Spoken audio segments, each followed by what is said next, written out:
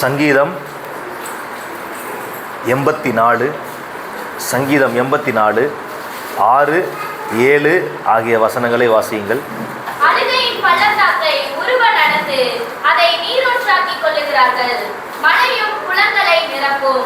அவர்கள் பலத்தின் மேல் பலமடைந்து சீயோனிலே தேவ சந்நிதியில் வந்து காணப்படுவார்கள். அல்லேலூயா. அல்லேலூயா. பாருங்க,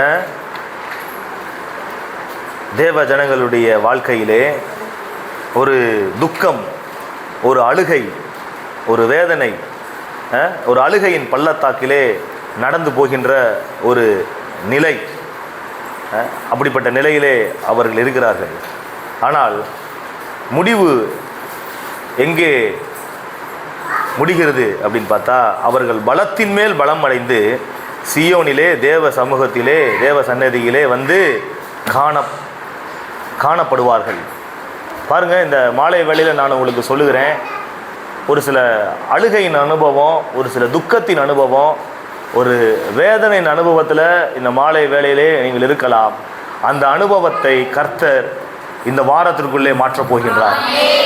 உங்கள் அழுகையின் பள்ளத்தாக்கை மாற்றி உங்களை ஆனந்த சத்தத்தோடு கர்த்தருடைய சமூகத்திலே வந்து துதிக்கும்படியாக கிரியை செய்ய போகின்றார். எத்தனை பேர் விசுவாசிக்கிறீங்க? உங்கள் அழுகையை கர்த்தர் ஆனந்தமாக மாற்றப் போகின்றார். அழுகையின் பள்ளத்தாக்கை அவர்கள் உருவ நடந்தார்கள், அதை அவர்கள் நீரூற்றாக்கி கொள்கிறார்கள்.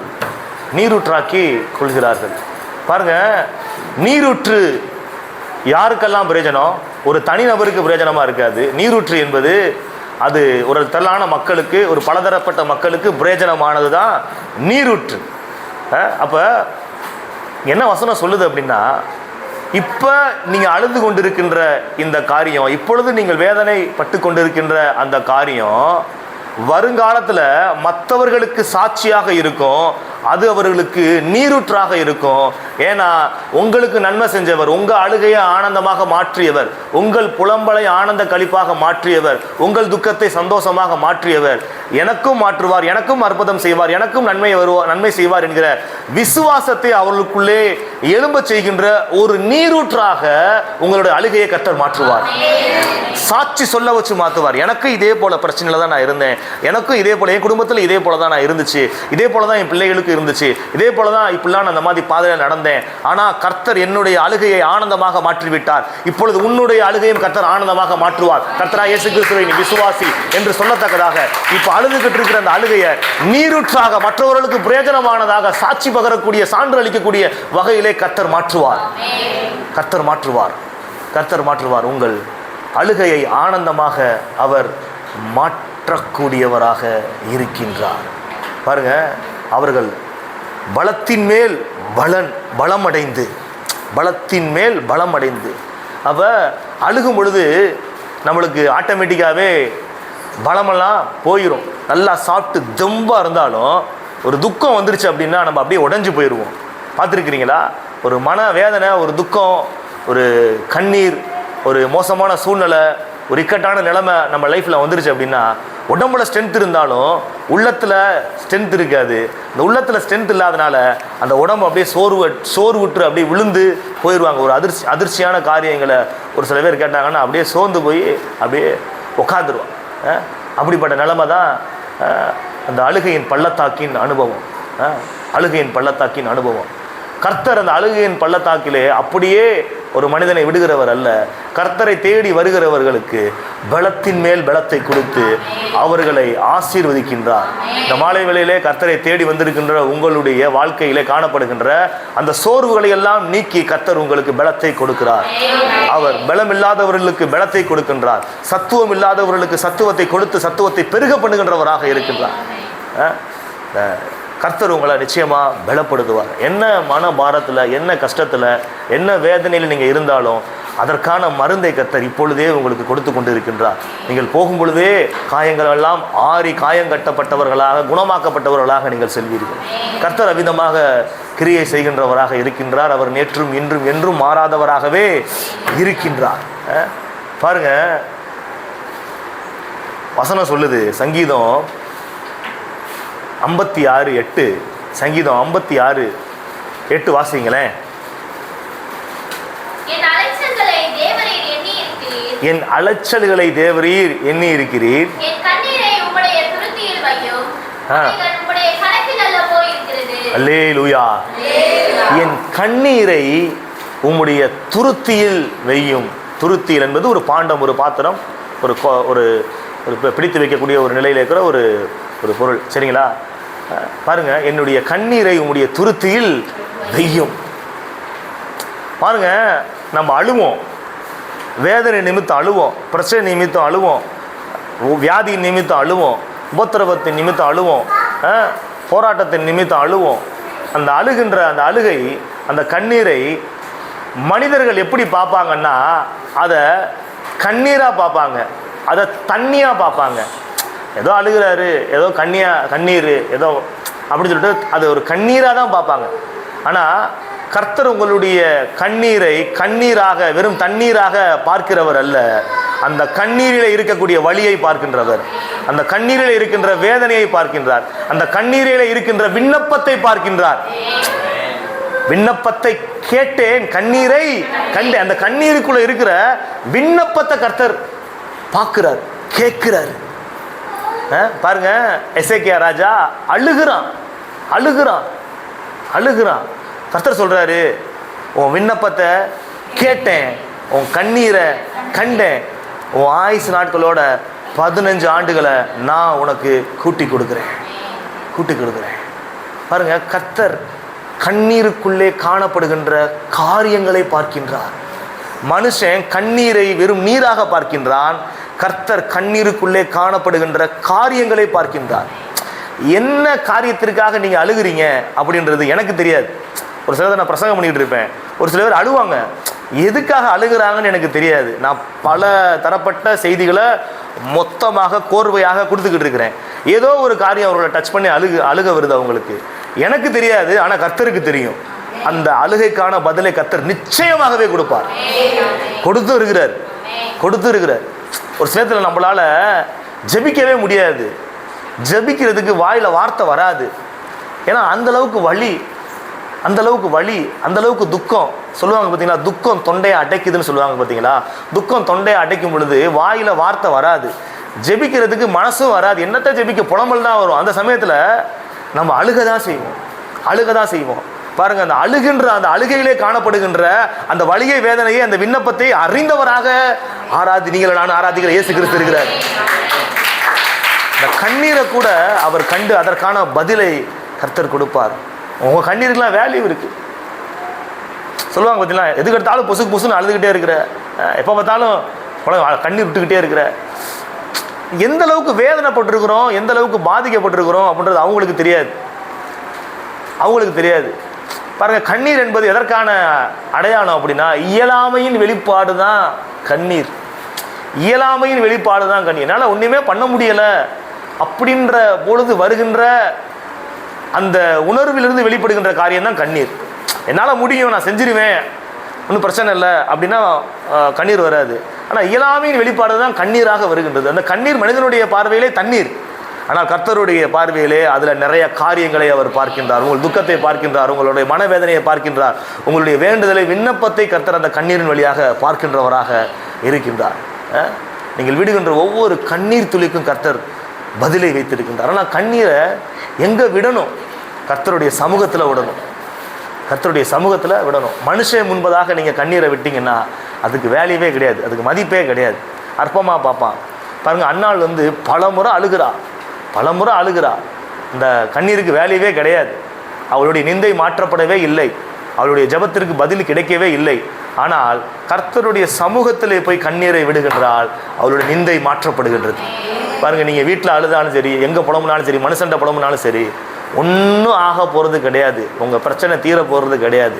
கர்த்தருடைய சமூகத்தில் இங்கே உங்களுடைய வேதனையும் துக்கத்தையும் உங்கள் பாரத்தையும் இறக்கி வச்சு அழுங்க. கர்த்தர் நிச்சயமாகவே உங்களுக்கு நல்ல ஒரு முடிவை கொடுப்பார், ஒரு மாற்றத்தை கொடுப்பார், ஒரு ஆசீர்வாதத்தை கொடுப்பார். அநேக சாட்சிகள் இருக்கிறது, அநேக சாட்சிகள் இருக்கிறது.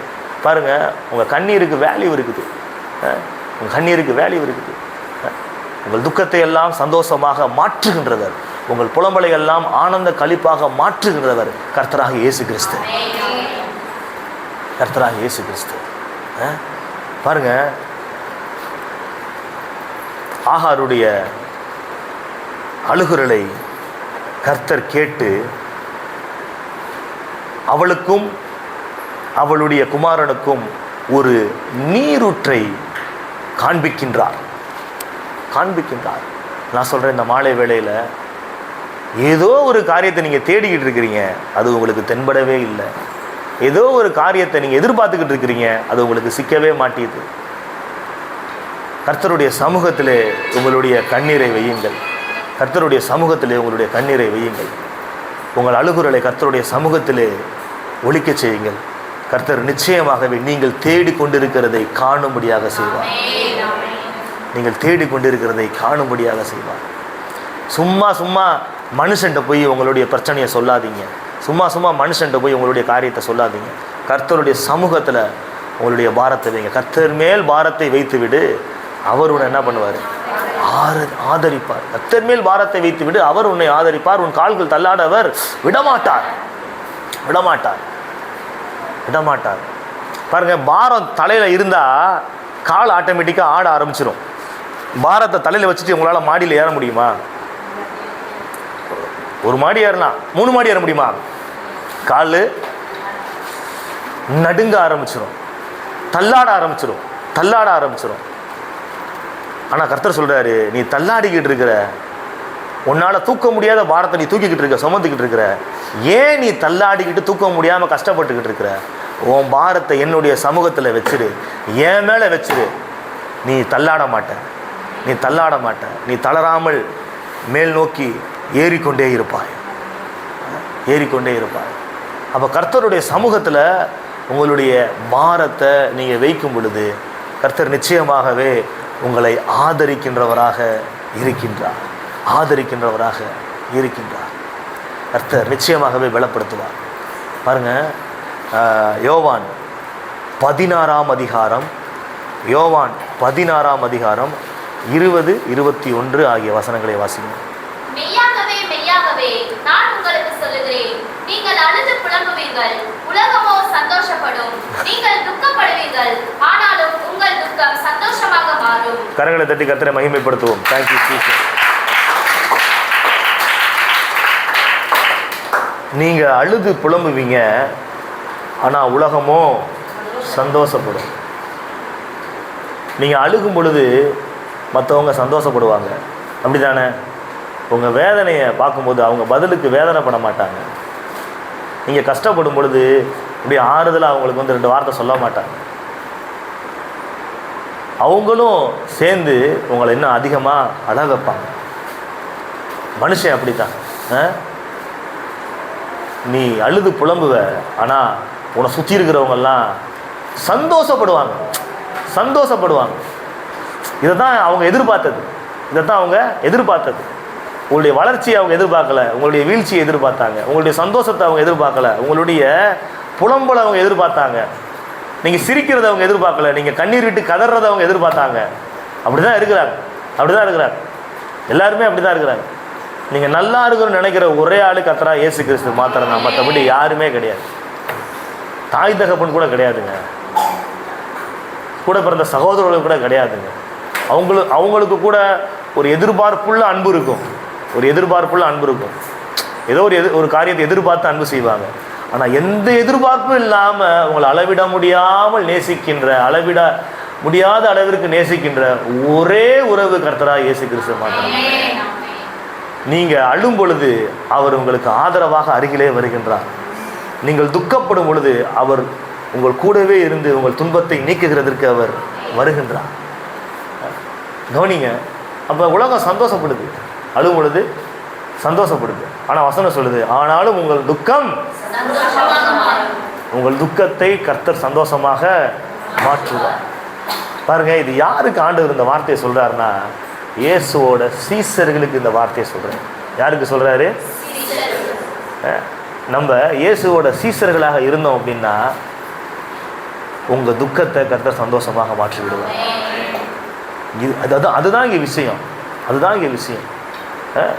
இயேசு கிறிஸ்துவ ஆண்டவராக இரட்சகராக ஏற்றுக்கொண்டு அவரை தவிர வேறு தெய்வத்தை சேவிக்காமல் அவருடைய நாமத்தை தொழுது கொள்கின்ற, இயேசுவின் நாமத்தினாலே பிதாவை நோக்கி விண்ணப்பம் பண்ணுகின்ற அவர்கள் எல்லாம் இயேசு கிறிஸ்துவின் சீசர்களாக இருக்கின்றார்கள். அவர்களுடைய துக்கத்தை கர்த்தர் எப்படி மாற்றுறாரா? சந்தோஷமாக மாற்றுகின்றார். இயேசுவோட கட்டளைகள் அப்படி நடக்கிறவர்களுடைய துக்கத்தை எல்லாம் கர்த்தர் சந்தோஷமாக மாற்றுகின்றார். ஒருவேளை இந்த உலகம் சந்தோஷப்படலாம், ஆனால் அந்த அந்த அந்த அந்த துக்கத்தை கர்த்தர் சந்தோஷமாக மாற்றி துக்கப்படுகிறவர்களை சந்தோஷமாக மாற்றுவார். நீங்கள் கவலைப்படும் பொழுது உலகம் சந்தோஷப்படும், ஆனால் நீங்கள் சந்தோஷப்படும் பொழுது அவங்கெல்லாம் ஆச்சரியப்படுவாங்க, அவங்க வேதனைப்படுவாங்க. சொல்லப்போனால் எதிர்பார்த்தது நடக்கலையே, என்னமோ எதிர்பார்த்தோமே, ஆனால் எதிர்பார்த்தது நடக்கவே இல்லையே அப்படின்னு வேதனைப்படுற அளவுக்கு கர்த்தர் காரியங்களை செய்கிறவராக இருக்கின்றார். 21வது வசனத்தை வாசிங்க. ஸ்திரீயானவளுக்கு பிரசவ காலம் வந்திருக்கும் போது அவள் துக்கம் அடைகிறாள்.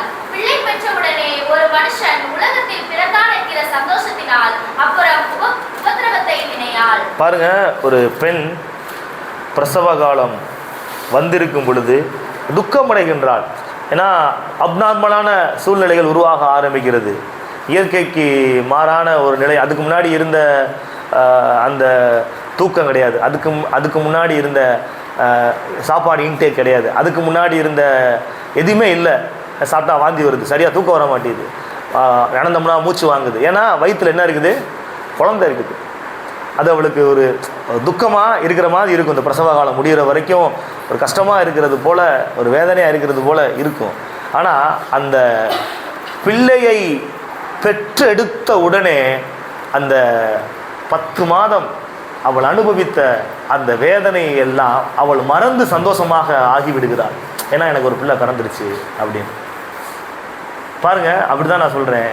நீங்கள் சுமந்து கொண்டிருக்கின்ற அந்த பாரங்களை இறக்கி வைத்து விடுங்கள். உங்களுக்கான ஆசீர்வாதத்தை கர்த்தராக இயேசு கிறிஸ்து பிறக்க வைப்பார். அது நிமித்தம் உங்களுக்கு சந்தோஷமும் மகிழ்ச்சியும் உண்டாகும். ஆனந்த சத்தம் உங்களுடைய வீட்டிலே துணிக்கும். ஆனந்த சத்தம் உங்களுடைய வீட்டிலே துணிக்கும். அழுகையின் சத்தத்தை ஆனந்த சத்தமாக மாற்றுகின்றவர் கர்த்தராகிய இயேசு கிறிஸ்து. பாருங்க, சங்கீதத்தில் அருமையான ஒரு வசனம் வரும். நம்ம இந்த உபவாச ஜெபத்தில் கூட அந்த வசனத்தை நம்ம தியானித்தோம். சங்கீதம் 66:12. சங்கீதம். மனுஷரை எங்கள் தலையின் மேல் ஏறி போக பண்ணினீர், தீயையும் தண்ணீரையும் கடந்து வந்தோம், செழிப்பான இடத்தில் எங்களை கொண்டு வந்து. பாருங்க, நம்ம என்றைக்குமே மனுஷங்க நம்மளை வந்து ஆளுகை செய்கிறாங்க, மனுஷங்க வந்து நம்மளை மட்டுப்படுத்துகிறாங்க, நம்மளால் சுயமாக முடிவெடுக்க முடியலை, அவங்க கண்ட்ரோலில் நம்ம இருக்கிற மாதிரி இருக்கிறோம் அப்படின்றது ஒரு சிறை இருப்பு. தெரியுமா? உங்களால் இஷ்டப்பட்ட இடத்துக்கு போக முடியலை, உங்களால் இஷ்டப்பட்டதை செய்ய முடியலை, யாரோ ஒரு ஆளுகை நம்ம மேலே செலுத்துகிறாங்க, யாரோ ஒரு நுகத்தடியை நம்ம மேலே போடுறாங்க அப்படின்றதே ஒரு அடிமைத்தனம் தான். பாருங்கள், ஒரு சிறை இருப்பு தான். அது அநேகருக்கு இருக்குது, இல்லாமல் இல்லை.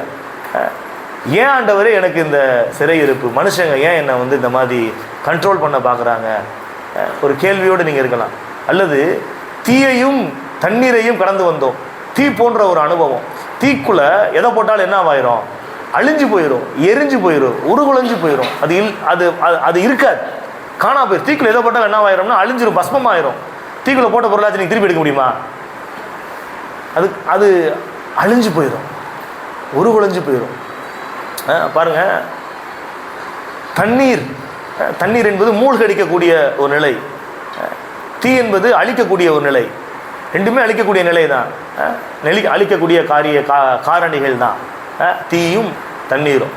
ஆனால் இங்கே சொல்லுது, வசனம் சொல்லுது, கடந்து வந்தோம். என்னது? கடந்து வந்தோம். பாருங்க, கடந்து வர வச்சுட்டார். ஒருவேளை நீங்கள் இந்த தீயின் அனுபவத்தில் இருக்கலாம், அல்லது தண்ணீரின் அனுபவத்தில் இருக்கலாம். எரித்து சாம்பலாக்கப்படுகின்ற நிலையிலே நான் இருக்கிறேன், எரிக்கப்பட்டு சாம்பலாக்கப்படுகின்ற நிலையிலே நான் இருக்கிறேன், அல்லது மூழ்கடித்து மோசம் போகக்கூடிய நிலைமையில் நான் இருக்கிறேன், அழிந்து போகிற நிலைமையில் இருக்கிறேன் அப்படின்னு இருந்தால் கூட இந்த வேளையில் கர்த்தராகிய இயேசு கிறிஸ்துவின் கரத்தை பிடித்து கொள்ளுங்கள். பேதுரு இயேசுவை நோக்கி கூப்பிட்டது போல இயேசுவை நோக்கி கூப்பிடுங்கள். கர்த்தர் உங்கள் கரம் பிடித்து உங்களை தூக்கி எடுத்து தீயையும் தண்ணீரையும் கடந்து நீங்கள் வரும்படியாக கர்த்தர் செய்வார். பாருங்க, தீயையும் தண்ணீரையும் கடந்து வந்தோம். கடைசியில் முடிவு என்னன்னா, செழிப்பான இடத்துல எங்களை கொண்டு வந்து விட்டீர். கடந்து வர வச்சது எதுக்கு தெரியுமா?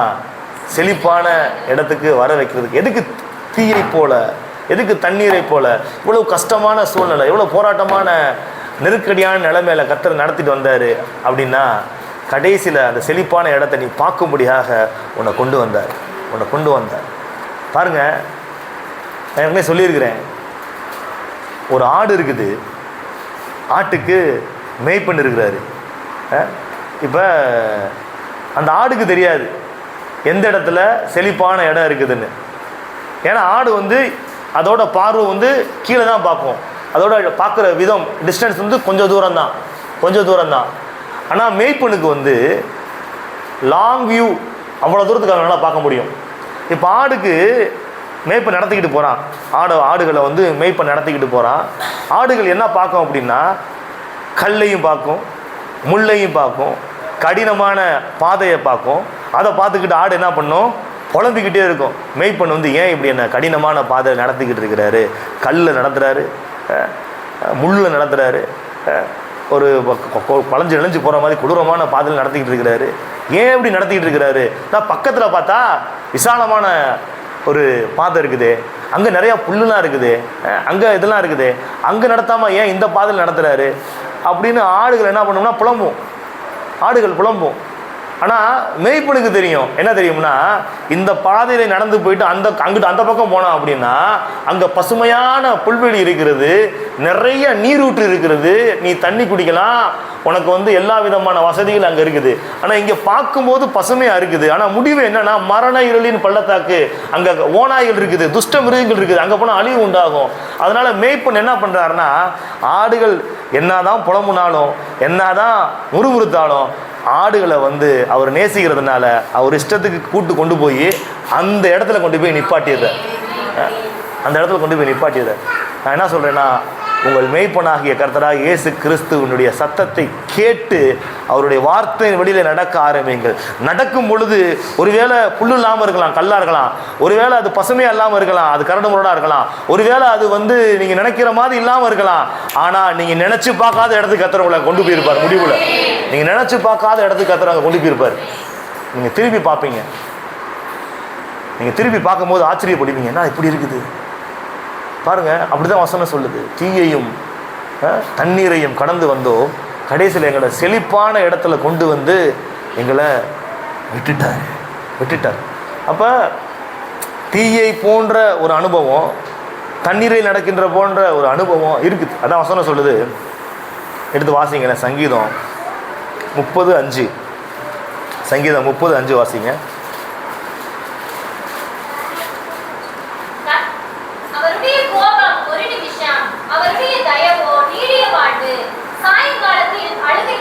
சாயங்காலத்தில் அழுகை தங்கும்,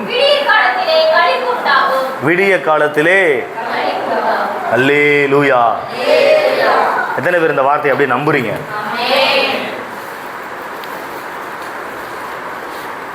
சாயங்காலத்திலே அழுகை தங்கும், விடிய காலத்திலே களிப்பு உண்டாகும்.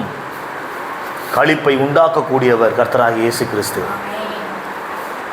அழுகை ஆனந்தமாக மாற்றக்கூடியவர் கர்த்தராகிய இயேசு கிறிஸ்து. துக்கத்தை சந்தோஷமாக மாற்றக்கூடியவர் கர்த்தராகிய இயேசு கிறிஸ்து. ஒருவேளை இந்த மாலை வேளையிலே அழுகை தங்கும் சாயங்காலத்திலே நீங்கள் அமர்ந்திருக்கலாம். உங்களுக்கு களிப்பை உண்டாக்கக்கூடிய விடியலை கர்த்தராகிய இயேசு கிறிஸ்து ஏற்படுத்துகின்றவராக இருக்கின்றார். உங்கள் அழுகை தங்கும் சாயங்காலமான இந்த வேளையை களிப்பு உண்டாக்கக்கூடிய விடியலை கொடுக்கக்கூடியவராக கர்த்தராகிய இயேசு கிறிஸ்து இருக்கின்றார். களிப்பை உண்டாக்கக்கூடிய தேவன் கர்த்தராகிய இயேசு கிறிஸ்து. பாருங்க, வசனம் சொல்லுது, அழ ஒரு காலம் உண்டு, நகைக்க ஒரு காலம் உண்டு, புலம்ப ஒரு காலம் உண்டு, நடனம் பண்ண ஒரு காலம் உண்டு. அப்போ எல்லா நேரத்துலையுமே நம்ம அழுதுகிட்டே இருக்க போகிறது கிடையாது. அழுகிறதுக்குன்னு கர்த்தர் ஒரு சீசனை வச்சிருக்கிறார். அப்போ அந்த சீசனில் நீங்கள் அழுகலாம். ஆனால் உங்களுக்கு இன்னொரு சீசனை வச்சிருக்கிறாரு, ஆனந்தத்தின் சீசன். வேண்டுதல் பண்ணிக்கிட்டே இருக்கிறீங்க, ரெக்வஸ்ட் வச்சுக்கிட்டே இருக்கிறீங்க, ஜெபிச்சுக்கிட்டே இருக்கிறீங்க, பதிலே வரவே இல்லை. ஆனாலும் ஜெபிக்கிறத நிறுத்திடாதீங்க, ஜெபிச்சுக்கிட்டே இருங்க. ஏன்னா அது ஜெபிக்கிறதுக்கான ஒரு சீசன், பதிலை பெறுவதற்கான ஒரு சீசனை கர்த்தர் வச்சிருக்கிறாரு. அது உங்களுக்கு தெரியாது. நான் அனுபவ ரீதியாக நான் பல விஷயங்களை நான் பார்த்துருக்கிறேன். கடந்த 10 வருடமாக நான் ஊழியத்தை செய்து கொண்டிருக்கின்றேன். 10 வருடத்திற்கு மேலாக ஊழியத்தை செய்து கொண்டிருக்கின்றேன். அநேக ஜெபங்கள் ஜெபித்திருக்கிறேன், அநேக ஜெபங்கள் மற்றவர்களும் ஜெபித்திருக்கிறாங்க. ஒரு சில ஜெபத்திற்கு கர்த்தர் உடனே பதில் கொடுத்து விடுகின்றார், ஒரு சில ஜெபத்திற்கு பதிலே கொடுப்பதே இல்லை. பதிலே கொடுப்பது இல்லை என்று தெரிந்து ஜெபிப்பதை நிறுத்தவில்லை, தொடர்ச்சியாக ஜெபித்துக் கொண்டே இருக்கும் பொழுது ஜெபத்திற்கு கர்த்தர் நிச்சயமாகவே பதிலை கொடுத்து இருக்கிறார். நான் பார்த்திருக்கிறேன், திரும்பி பார்க்கும் பொழுது பதில் கொடுத்திருக்கின்றார். அப்ப ஜெபிப்பதற்கென்று ஒரு அழுது ஜெபிப்பதற்கென்று ஒரு காரியத்தை, ஒரு நேரத்தை வைத்திருக்கின்றார். அடுத்து இந்த ஜெபத்திற்கான பதிலை பெற்றுக்கொள்வதற்கான ஒரு காலத்தை கர்த்தர் வைத்திருக்கின்றார். அப்ப நம்ம எங்க இருந்து ஜெபிக்கின்றோம் அது முக்கியம், எங்க இருந்து ஜெபிக்கிறோம் அது முக்கியம், யாருடைய பாதத்திலே அமர்ந்திருக்கின்றோம் அது முக்கியம். பாருங்க, மரியாள் தன்னை விட்டு எடுபடாத நல்ல பங்கை தெரிந்து கொண்டாள். மரியாள் தன்னை விட்டு எடுபடாத நல்ல பங்கை தெரிந்து கொண்டாள். இயேசுவோட பாதத்தில் உட்கார்ந்து அவருடைய வார்த்தையை கேட்டுக்கொண்டிருக்கின்றாள். அந்த பாவியான ஸ்திரீயும் இயேசுவோட பாதத்திலே அமர்ந்து அவருடைய பாதத்தை கண்ணீரால் நனைத்து தன்னுடைய தலைமயிரால் துடைக்கின்றாள். இயேசு சொல்றாரு, இவள் செய்த எல்லா பாவங்களும் மன்னிக்கப்பட்டு விட்டது. அவளுடைய பிரச்சனை என்ன தெரியுமா? பாவ பிரச்சனை. அவளுடைய பிரச்சனை என்னது? பாவ பிரச்சனை. பாவம் மன்னிக்கப்படாத நிலைமையில அவள் இருக்கிறா. கவனிங்க, இப்ப பாவம் மன்னிக்கப்படாத நிலைமையில எங்க இருக்கிறா? அவ வெளியில இருந்தானா மன்னிக்கப்பட்டிருக்க மாட்டா, அவ பாதத்தில் இருந்ததுனால மன்னிக்கப்பட்டா. பாருங்க, உங்களுக்கு என்ன பிரச்சனைன்னு எனக்கு தெரியாது. ஒரு சில பேத்துக்கு பொருளாதார பிரச்சனையா இருக்கலாம், ஒரு சில பேத்துக்கு சரீரத்தில் பிரச்சனையா இருக்கலாம், ஒரு சில பேருக்கு பிள்ளைகளை குறித்த ஏதாச்சும் ஒரு பிரச்சனை கவலையா இருக்கலாம், அல்லது கடன் பிரச்சனையா இருக்கலாம். நீங்க எங்க உட்கார்றீங்க அப்படின்றத வச்சுதான் உங்கள பிரச்சனைக்கான தீர்வு நிர்ணயிக்கப்படுகின்றது. பாருங்க, ஆண்டவருடைய பாதத்தில் வந்து அமர்வது என்பது சாதாரண விஷயம் கிடையாது. கர்த்தருடைய பாதத்தில் வந்து நீங்க உட்கார்றீங்க அப்படின்னா சத்துரு சும்மா இருக்க மாட்டான், வர விடவே மாட்டான். பாருங்க, இங்க வந்து சர்ச்சுக்கு வர்றீங்க அப்படின்னா பல தடைகளை, பல போராட்டங்களை, பல பிரச்சனைகள்லாம் தாண்டி தான் இங்கே வந்து உட்காந்துருக்கிறீங்க. சும்மாலாம் வர முடியாது. மற்ற எங்கேயாச்சும் நீங்கள் போங்க, தேட்டருக்கு போகணும்னா போயிடலாம், ஈஸியாக போயிடலாம். ஒரு கோயிலுக்கு போகணும்னா போயிடலாம், யாரை வீட்டுக்காச்சும் போகணும்னா போயிடலாம். ஆனால் இங்கே நம்ம சபைக்கு வரணும் அப்படின்னா நீங்கள் பல தடைகளை தாண்டி தான் வரணும். ஏன்னா இங்கே கர்த்தராகிய இயேசு கிறிஸ்து இருக்கிறார், கர்த்தருடைய அக்கினி இருக்கிறது, கர்த்தருடைய ஆவியானவர் இருக்கின்றார்.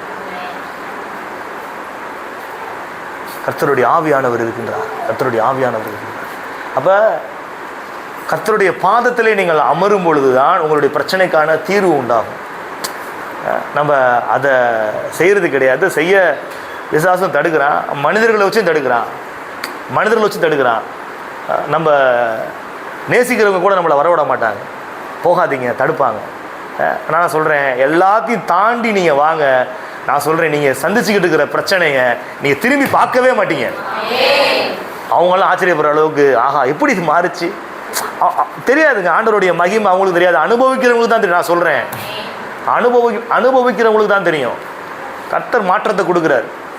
பாருங்க, அந்த பாப்பா வரும்போது பேசவே இல்லை, ஒரு வார்த்தை கூட இல்லை. இப்போ நான் பிஸ்கட் கொடுக்குறேன், தேங்க்யூன்னு சொல்லுது. கரங்களை தட்டி கர்த்தரை மகிமைப்படுத்தும்.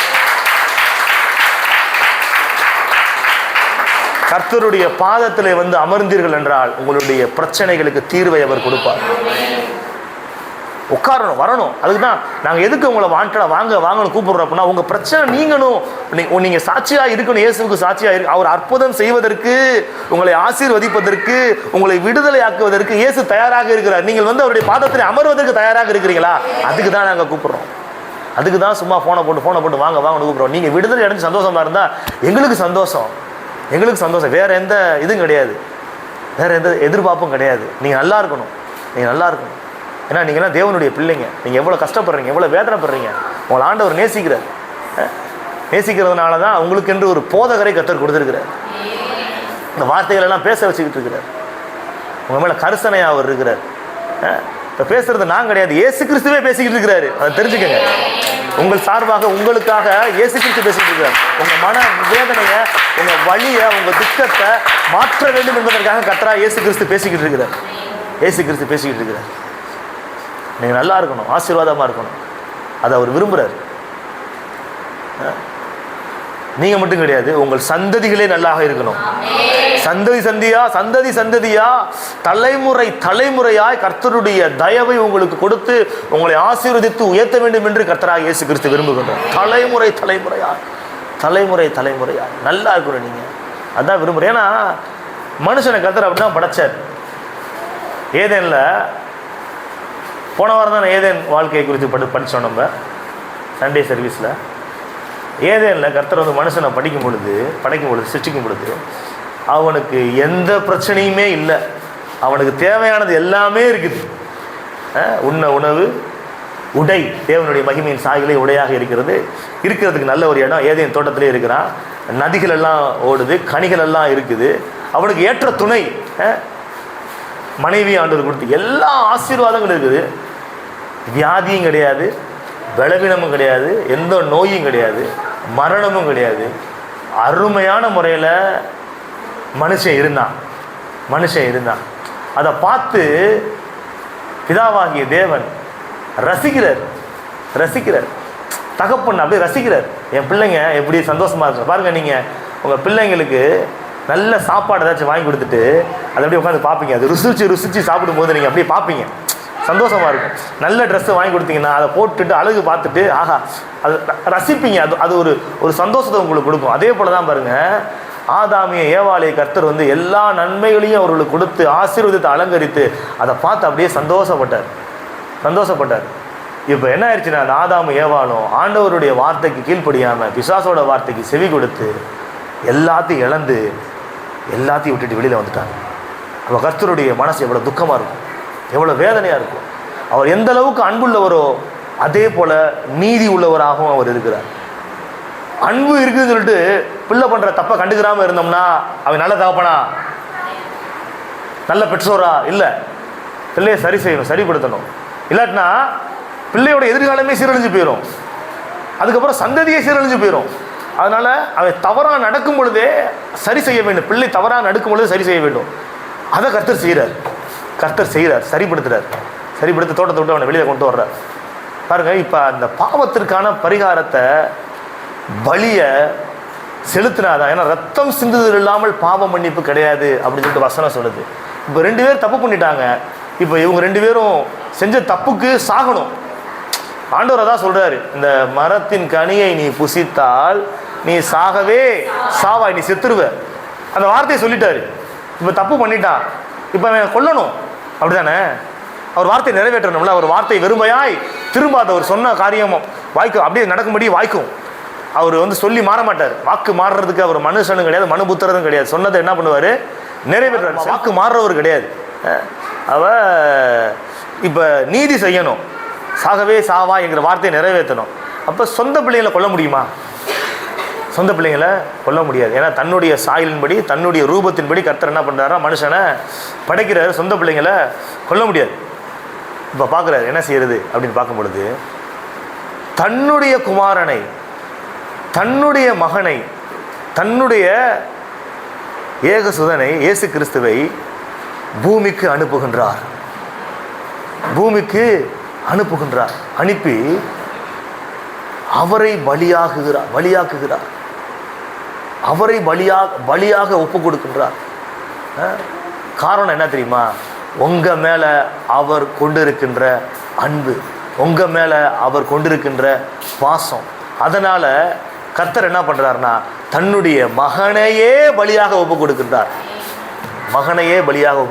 எந்த அளவுக்கு கர்த்தர் உங்களை நேசிக்கிறார், எந்த அளவுக்கு கர்த்தர் உங்களை நேசித்திருக்கிறார் என்பதற்கான அந்த அடையாளம் தான் ஏதேனில் அவங்க செஞ்ச தவறுக்கான தண்டனையை நிறைவேற்றுவதற்காக கர்த்தராகிய இயேசு கிறிஸ்து இந்த பூமிக்கு மனுஷனாக வந்து அந்த தண்டனையை அவர் வாங்கி கொண்டார். எந்த அளவுக்கு அன்புமிக்கவராக, எந்த அளவுக்கு பாசம் கொண்டவராக நம்முடைய தேவன் இருக்கின்றார். அவர் உங்களுடைய அழுகையை, ஆனந்த களிப்பாக மாற்றுகின்றார். உங்களுடைய துக்கத்தை சந்தோஷமாக மாற்றுகின்றவராக அவர் இருக்கின்றார். பாருங்க, எந்தெந்த காரியங்களுக்கெல்லாம் நீங்கள் அழுதுகிட்டு இருக்கிறீங்களோ அந்தந்த காரியங்களுக்கெல்லாம் கர்த்தர் ஒரு தீர்வை வைத்திருக்கின்றார். அந்த தீர்வு எங்கே இருக்குது அப்படின்னா இயேசுவுக்குள்ளே இருக்கின்றது. இயேசுவை அல்லாமல் வேறு எந்த வழியிலையும் உங்களுடைய பிரச்சனைக்கான தீர்வை, ஒரு முழுமையான தீர்வை பெற்றுக்கொள்ளவே முடியாது. ஏன்னா வசனம் சொல்லுது, குமாரன் விடுதலை ஆக்கினால் மெய்யாகவே விடுதலை அளிக்கும். மெய்யான விடுதலை, ஒரு உண்மையான ஒரு விடுதலை. பாருங்க, ஒரு ஹாஸ்பிட்டலுக்கு போகிறீங்க, காலில் அடிபட்டிருக்குது. அப்போ டாக்டர்கிட்ட போனால் அவர் என்ன பண்ணுவார்னா மருந்து போட்டு கட்டுவார், அந்த புண்ணெல்லாம் ஆற்றுறதுக்கான மெடிசன்லாம் கொடுத்து சரி செய்வார். நீங்கள் காலில் அடிபட்டிருக்குன்னு சொல்லிவிட்டு நீங்கள் போய் ஒரு மெடிக்கல் ஷாப்பில் மெடிசன் வாங்கினீங்க அப்படின்னா அவன் என்ன கொடுப்பான்னா, அவனுக்கு தெரிஞ்சதை கொடுப்பான், ஒரு பெயின் கில்லரை கொடுப்பான். அந்த பெயின் கில்லரை சாப்பிட்டிங்கன்னா வலி இல்லாமல் இருக்கும், ஆனால் உள்ள காயம் இருந்துக்கிட்டே இருக்கும். அதே நீங்கள் டாக்டர்கிட்ட போனீங்கன்னா அந்த காயத்தை அவர் பரிசோதித்து பார்ப்பார், என்னதுனால காயம் இருக்குது, உள்ளே ஏதோ குத்தி இருக்குது, உள்ளே ஏதோ ஒரு இரும்பு மாதிரி ஒரு கம்பி ஏதோ குத்தி இருக்குது, அது உள்ளே இருக்குது, அதோட துகள் உள்ளே இருக்குது அப்படின்னு சொல்லிட்டு அவர் என்ன பண்ணிடுவார்னா அதை எடுத்து க்ளீன் பண்ணிவிட்டு கட்டி விட்டுருவார். இப்போ புண்ணு ஈஸியாக ஆறிடும். இதுக்கு பேர் தான் மெய்யான விடுதலை. ஆனால் என்னன்னே தெரியாமல் நீங்கள் மாத்திரை போட்டுக்கிட்டு இருந்தீங்கன்னா இந்த மாத்திரை போடுறப்ப வழி தெரியாமல் இருக்கும், நிவாரணமாக இருக்கும். ஆனால் உள்ள புண்ணு என்ன பண்ணிகிட்டு இருக்கும், இருந்துக்கிட்டே இருக்கும், சலம் வச்சுக்கிட்டே இருக்கும், வேதனை கொடுத்துட்டே இருக்கும். 4 பெண்ணுக்கு அந்த காலை கட் பண்ணி எடுக்கிற மாதிரி சூழ்நிலை வந்துடும். இது பொய்யான விடுதலை.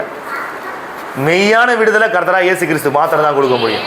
அந்த பிரச்சனையோட அந்த ரூட் காசையை எடுக்கிறவர், அந்த பிரச்சனையுடைய மூலத்தையே வேரோட பிடுங்கி எடுத்து விடுதலையை கொடுக்கிறவர் கர்த்தராகிய இயேசு கிறிஸ்து. நீங்கள் வேறு எங்கே வேணாலும் போய்க்கோங்க, நிவாரணம் தான் கிடைக்கும். ஆனால் விடுதலை இயேசு கிறிஸ்து மாத்திரம் தான் கொடுக்க முடியும். அவர் மாத்திரம்தான் விடுதலையின் நாயகன்.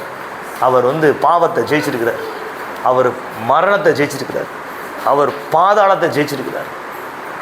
யாருமே ஜெயிக்காததை அவர் ஜெயிச்சிருக்கிறார். ஜெயிச்சு அந்த ஜெயத்தை உங்களுக்கு கொடுத்துருக்கிறார். உங்களுக்கு கொடுத்து நீங்களும் ஜெயிக்கும்படியாக அவர் உங்களை அந்த உலகத்தில் வச்சிருக்கிறார். நீங்களும் ஜெயிக்கணும். என் பிள்ளை என்ன போலவே ஜெயிக்கணும், தோற்று போகக்கூடாது, எதுலேயுமே தோற்று போகக்கூடாது. கிறிஸ்துவுக்குள் எங்களை எப்பொழுதும் வெற்றி சிறக்க பண்ணி எல்லா இடங்களிலும் எங்களை கொண்டு தேவனை அறிகின்ற அறிவின் வாசனை பரவ செய்கின்ற தேவனுக்கு ஸ்தோத்திரம். எப்பொழுதுமே எல்லாவற்றிலும் ஜெயிக்கணும். எதுலேயும் நீங்கள் தோற்றுறக்கூடாது. உங்கள் குடும்ப வாழ்வில் நீங்கள் ஜெயிக்கணும், வேலை செய்கிற இடத்துல நீங்கள் ஜெயிக்கணும், சமுதாயத்தில் சொந்த பந்தவங்கள் மத்தியில் நீங்கள் ஜெயிக்கணும், உங்களுடைய துறையில் நீங்கள் ஜெயிக்கணும், எல்லாத்துலேயும் ஜெயிக்கணும். ஒரு ஜெயம் உள்ளவர்களாக நீங்கள் இருக்கணும். எதுவும் உங்களை அடிமைப்படுத்தக்கூடாது, எதுவும் உங்களை ஆளுகை செய்யக்கூடாது. நீங்கள் கர்த்தருக்கு அடிமையாக இருக்க வேண்டும். அதுதான் அவர் விரும்புகிறார். மற்ற எதற்கும் உங்களை அடிமைப்படுத்த ஒப்பு கொடுத்துடாதீங்க. உங்களை விடுதலையாக்குறவர் கர்த்தராகிய இயேசு கிறிஸ்து. எதுக்கு நீங்கள் அடிமை இல்லாத நிலைமையில் இருக்கணும் அப்படின்னு சொல்லிட்டு கர்த்தர் விரும்புகின்றார். எதுக்கு நீங்கள் அடிமை இல்லாத நிலைமையில் நீங்கள் இருக்கணும் அப்படின்ட்டு ஆண்டவர் விரும்புகிறார்.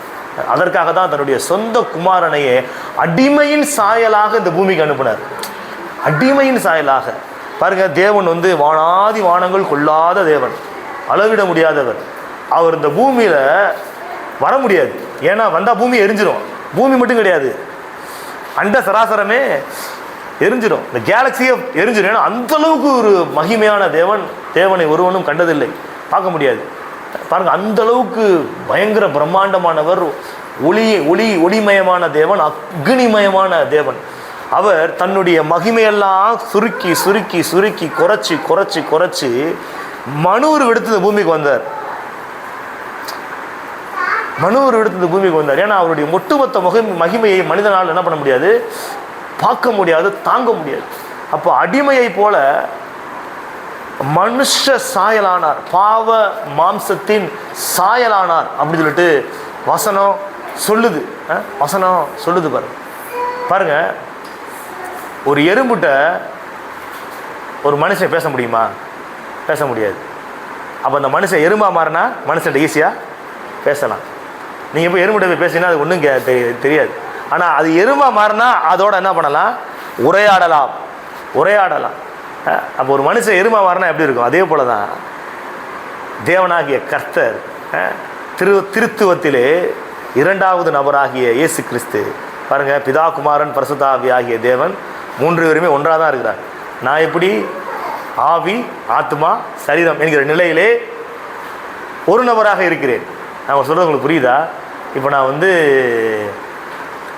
ஆவியில இருந்து வார்த்தைகளை வாங்கி மனதின் வழியாக சிந்தித்து ஆத்துமாவின் வழியாக சிந்தித்து வாயின் வழியாக பேசிக்கொண்டிருக்கின்றேன். புரியுதா உங்களுக்கு? என்னுடைய ஆவி, என்னுடைய ஜீவன், உயிர் இருக்குது. ஆத்துமா, எனக்கு மனசு இருக்குது, திங்கிங் சிந்திக்கக்கூடிய நிலை இருக்கிறது. சரீரம் இருக்குது. இது 3மே ஒட்டுமொத்தமாக சேர்ந்தது தான் மனுஷன். அப்படிதானே? அப்படிதான், எல்லாத்துக்கும் அப்படி தானே இருக்குது. இல்லை யாருக்காச்சும் அப்படி இல்லாமல் இருக்குதா? இல்லை பாஸ்டர், சரீரம் மட்டும்தான் இருக்குது, ஆவி வீட்டில் வச்சுட்டு வந்துருக்குறேன் அப்படி யாராச்சும் இருக்கிறீங்களா? பாருங்க, ஆவி உயிர். ஆவி என்பது உயிர்னு வச்சுக்கங்களேன். ஆத்துமா மனசு, திங்கிங் சிந்திக்கிறது, யோசிக்கிறது, உணர்வுகள் வருவது, அழுகை, சிரிப்பு, இந்த மாதிரி உணர்வு, அது ஆத்துமா. சரீரன்றது வெளிப்பிரகாரமானது. சரிங்களா? இப்போ நான் ஆவியிலே எனக்கு கொடுக்கப்படுகின்ற வெளிப்பாடை மனசிலே சிந்தித்து வாயின் வார்த்தை வழியாக பேசுகின்றேன். எப்போ ஆவி ஆத்மா சரீரமாக நான் இருக்கிறேன். சரிங்களா? இப்போ தேவன் எப்படி இருக்கிறார்னா பிதாவாகவும் குமாரனாகவும் பரிசுத்த ஆவியாகவும் அப்படியே இருக்கிறார். ஆவி ஆத்மா சரீரம் இருப்பது போல ஒருவராக 3 தன்மைகள் கொண்ட ஒருவராக அவர் இருக்கின்றார். இப்பொழுது அந்த 3 தன்மையிலே ஒரு தன்மை வெளியே வருகிறது. 3 தன்மையிலே ஒரு தன்மை வெளியே வருகிறது. அது மனுவுருவெடுத்து மாம்சமாக பூமிக்கு வருகின்றது. கர்த்தராகிய இயேசு கிறிஸ்துவாக. நான் சொன்னது உங்களுக்கு புரிஞ்சுச்சா? திருத்துவத்தை ஈஸியாக உங்களுக்கு புரிய வச்சேன். அப்போ அவர் நம்மளுக்காக என்ன பண்ணுறாரு? பலியாகிறார். தேவன் தான் அவர். ஆனால் என்னோட ஆத்மாவும் என்னோட ஆவியும் வேற கிடையாது, என்னோட சரீரம் வேற கிடையாது, எல்லாம் ஒன்று தான். ஆனால் அதுக்கு பெயரளவிலே வேறுபாடு இருக்கிறது போல பிதா குமாரன் பரிசுத்த ஆவி என்கிற அந்த பெயரிலே வேறுபாடு இருந்தாலும் 3 பேரும் ஒரே தன்மை கொண்டவர்களாகவும் 3ம் ஒரே ஒரே ஒரே வல்லமை கொண்ட தன்மை கொண்டவராகவும் இருக்கின்றார். 3வரும் ஒருவர். கவனிங்க. அப்போ கர்த்தராகிய இயேசு கிறிஸ்து பூமிக்கு நமக்காக பலியாகி நம்முடைய பாவங்களை எல்லாம் சுமந்து நம்முடைய சாபங்களை எல்லாம் சுமந்து நமக்கு ஒரு ஒளிமயமான எதிர்காலத்தையும் இந்த உலகத்தில் ஒரு வெற்றிகரமான ஒரு வாழ்க்கையும் உலகத்தின் முடிவிலே நித்திய ஜீவன் மோட்சம் என்கிற அந்த காரியத்தையும் அவர் ஏற்படுத்தி வைத்திருக்கின்றார். இன்னைக்கு உலகம் ஃபுல்லும் எங்கே போய்கிட்டு இருக்கிறாங்கன்னா பாவத்திற்கான பரிகாரத்தை செய்வதற்காக அங்கே அலைஞ்சிக்கிட்டு இருக்கிறாங்க. நீங்கள் பார்த்துருப்பீங்க. பார்க்குறேன் பாருங்க. நான் இப்போ பார்த்தீங்கன்னா நான் பெங்களூர்லேருந்து அங்கே மதுரையிலேருந்து பெங்களூர் போவேன். இல்லை அப்போது நார்த் இந்தியா ட்ரெயினில் நான் போவேன், மும்பைக்கு போகிற ட்ரெயினில். பாருங்கள், இங்கே இருக்கிறவங்கெல்லாம் கிளம்பி எங்கே போகிறாங்கன்னா நார்த்துக்கு போகிறாங்க. நார்த்துக்கு கிளம்பி போகிறாங்க. ட்ரெயின் ஸ்டேஷன் அந்த காசிக்கு போகிற ட்ரெயின்லாம் பார்த்தீங்கன்னா நார்த்துக்கு போகிறாங்க. ஏன் அப்படின்னா இங்கே இருக்கிறவங்க தமிழ்நாடு இருக்கிறவங்க கிளம்பி நார்த்துக்கு போகிறாங்க. ஏன்னா அங்கே போய் பாவத்தை மன்னிப்பு கேட்கணும், பரிகாரம் பண்ணணும், பாவத்திற்கான ஒரு பரிகாரத்தை பண்ணணும் அப்படின்ட்டு அங்கே போகிறாங்க. அங்கே இருக்கிறவங்களாம் கிளம்பி இங்கே வர்றாங்க, ராமேஸ்வரத்துக்கு வர்றாங்க. இப்படி மாற்றி போயிட்டே இருக்கிறாங்க. பாருங்கள், ஒருத்தவங்க அங்கே போயிட்டு இங்கேயும் வர்றாங்க, இங்கே போயிட்டு அங்கேயும் வர்றாங்க. ஆனால் சமாதானம் இல்லவே இல்லை. பாருங்கள், பாவத்தை போக்கக்கூடியவர், பாவ மன்னிப்பை கொடுக்கக்கூடியவர் கர்த்தராகிய இயேசு கிறிஸ்து ஒருவர் மாத்திரம்தான். பாவத்திலிருந்து விடுதலை அளிக்கக்கூடியவர் அவர் மாத்திரம்தான். எனக்கு தெரியும். ஏன்னா நான் ஏற்கனவே நிறையா என்ஜிஓஸ்லாம் ஒர்க் பண்ணியிருக்கிறேன், நிறைய ட்ரஸ்ட்டில் ஒர்க் பண்ணியிருக்கிறேன். இந்த மது அடிமை மறுவாழ்வு மையம்னு சொல்லுவாங்க, alcohol drugs and rehabilitation centre சொல்லுவாங்க. அதில் நான் ஒர்க் பண்ணியிருக்கிறேன். எவ்வளவோ கடினமான ஆட்களோட நான் பழகியிருக்கிறேன். எவ்வளவோ டீச்சிங் கொடுப்போம், எவ்வளவோ ட்ரைனிங் கொடுப்போம், எவ்வளவோ மருந்து கொடுப்போம், டேப்லெட் கொடுப்போம். அந்த சமயத்துக்கு அது நிவாரணத்தை தான் கொடுக்குமே அல்லாமல் முழுமையான விடுதலையை கொடுக்காது. எனக்கு தெரிஞ்ச ஒரு சில ஆட்களை நான் கொண்டு போய் சேர்த்துலாம் விட்டுருக்கிறேன். அது நிவாரணத்தை தான் கொடுத்ததே அல்லாமல் விடுதலையை கொடுக்கவில்லை. ஆனால் குமாரனாக இயேசு கிறிஸ்து அந்த நபர்களுக்கு விடுதலை கொடுத்துருக்கிறான். கண்ணார பல சாட்சிகள் நான் சொல்ல முடியும். எத்தனை நான் பார்த்துருக்கிறேன். ஒன்றும் கிடையாது. வார்த்தையை மட்டும் கேட்டாலே போதும், அவங்களுக்குள்ள மாற்றம் வந்துடும், துர்குணம்லாம் நீங்கிரும், அந்த எண்ணமே போயிடும். அதை உள்ளேருந்து எடுத்துருவார் அவர், இந்த கெட்ட எண்ணத்தையே எடுத்துருவார். ஏன்னா அவர் விடுதலையை கொடுக்கின்றவர். எந்தெந்த விஷயத்தில் உங்களுக்கு விடுதலை தேவையோ அந்தந்த விஷயத்தில் கர்த்தராகிய இயேசு கிறிஸ்து உங்களுக்கு விடுதலை கொடுக்கின்றவராக இருக்கின்றார். உங்களுக்காக அவர் பாவமானார், உங்களுக்காக அவர் தரித்திரமானார், உங்களுக்காக அவர் ஏழையானார், உங்களுக்காக அவர் வியாதியை ஏற்றுக்கொண்டார். எல்லா வியாதிகளையும் அவருடைய சரீரத்திலே சுமந்து கொண்டார். எதுக்கு தெரியுமா? நீங்க வியாதியை சுமக்க கூடாது என்பதற்காக. இப்ப இயேசுவின் நாமத்தினால ஜெபிக்கும் பொழுது ஏன் சுகம் உண்டாகுது அப்படின்னா, அந்த வியாதியை ஏற்கனவே இயேசு சுமந்து தீர்த்திருக்கிறார். இப்ப அவர் விசுவாசிக்கும் போது அது உங்களுக்கு டிரான்ஸ்ஃபர் ஆயிருது, நீங்க டிரான்ஸ்ஃபார்ம் ஆயிடுறீங்க. இப்போ தரித்திரமாக இருக்கிறவங்களுக்கு ஜெபிக்கும் பொழுது அவங்களுக்கு வழிகளும் வாய்ப்புகளும் உண்டாகி அவங்க ஐஸ்வர்யமான ஏன் ஆகிறாங்கன்னா, அந்த தரித்திரத்தை இயேசு கிறிஸ்து கல்வாரி செல்வ சுமந்து தீர்த்திருக்கிறார். இந்த பாவியாக இருக்கிற ஒரு மனுஷன் ஆண்டவரை நம்பி வரும்பொழுது அவனுக்கு ஏன் விடுதலை ஆண்டு கொடுக்குறான்னா, அவனுடைய பாவத்திற்கான தண்டனை அவர் ஏற்கனவே பெற்றுக்கொண்டார், அந்த பாவத்தை சுமந்து. அதனால் அப்படியே அவருடைய நன்மைகள் எல்லாம் அந்த மனிதனுக்கும், அந்த மனிதனுடைய தீமைகள் எல்லாம் அந்த பலிக்கு, அந்த பலி செலுத்தப்பட்டுச்சு, பலி இயேசு கிறிஸ்து பலியாக செலுத்த, அந்த பலியிலே செலுத்தப்படுகிறது. ஒரே தரம் பலியானார், நம்மளெல்லாம் பூர்ணப்படுத்தியிருக்கிறார். அவரை விசுவாசிக்கும் பொழுது அந்த பலியிலே நீங்கள் பங்கு கொள்கிறீர்கள், பலியிலே நீங்கள் பங்கு கொள்கிறீர்கள். அவர் நமக்காக பலியாக்கப்பட்டார்ல, அந்த எந்த காரியத்துக்காக நீங்கள் விசுவாசிக்கிறீங்களோ அந்த காரியத்திற்காக அவர் ஏற்கனவே தீர்வுகளை ஏற்படுத்தி வைத்து விட்டார். அதை பெற்றுக்கொள்றதுக்கு அவர் நீங்கள் என்ன பண்ணணும்னா விசுவாசிக்க வேண்டும். அவர் உங்களுடைய துக்கத்தை சந்தோஷமாக மாற்றுகின்றவராக இருக்கின்றார். அவர் உங்கள் புலம்பலை ஆனந்த களிப்பாக மாற்றுகின்றவராக இருக்கின்றார். உங்கள் கண்ணீரை களிப்பாக மாற்றக்கூடியவராக அவர் இருக்கின்றார். உங்கள் வலியையும் வேதனையும் கர்த்தர் நீக்கி உங்களுக்கு பேரின்பத்தையும் சமாதானத்தையும் சந்தோஷத்தையும் தருகின்றவராக இருக்கின்றார். இந்த மாலை வேளையில் நீங்கள் எப்படிப்பட்ட நிலைமையிலிருந்து செய்தி நீங்கள் கேட்டுக்கொண்டிருந்தாலும், நீங்கள் இருக்கக்கூடிய நிலைமையில இருந்து கர்த்தர் உங்களை விடுதலையாக்கி நீங்கள் விரும்புகின்ற நிலைமையிலே கர்த்தர் உங்களை நிச்சயமாக வைப்பார். நீங்கள் தேடுகின்ற அந்த நிம்மதி, நீங்கள் தேடுகின்ற சமாதானம், நீங்கள் தேடுகின்ற அந்த விடுதலை, நீங்கள் தேடுகின்ற அந்த மனரம்யமான வாழ்க்கை கர்த்தராகிய இயேசு கிறிஸ்துவின் இடத்துல இருக்கிறது. அவரை ஏற்றுக்கொள்ளுங்கள், அவருடைய பாதத்தில் வந்து அடிக்கடி அமருங்கள். நிச்சயமாகவே உங்களுக்கு ஒரு நிச்சயமான ஒரு விடிவு காலத்தை கர்த்தர் வைத்திருக்கின்றார். கரங்களை தட்டி கர்த்தரை மகிமைப்படுத்துவோம்.